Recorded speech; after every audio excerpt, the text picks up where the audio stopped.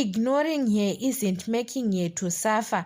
It teaches her how to live without you. Sometimes you think she is desperate, she is yet.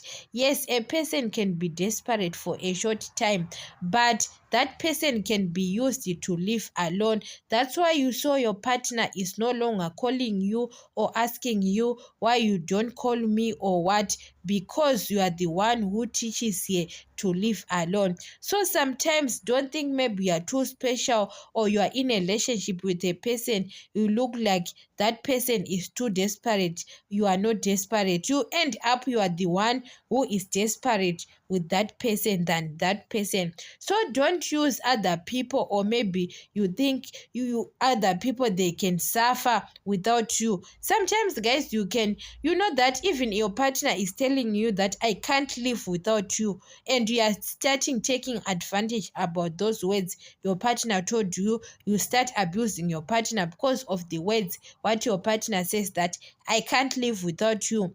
You start ignoring, yeah, you start making your partner to be desperate every time. So sometimes you are teaching your partner to live alone. Other people, they can't live alone, but the way they are being treated, you can being used to be alone.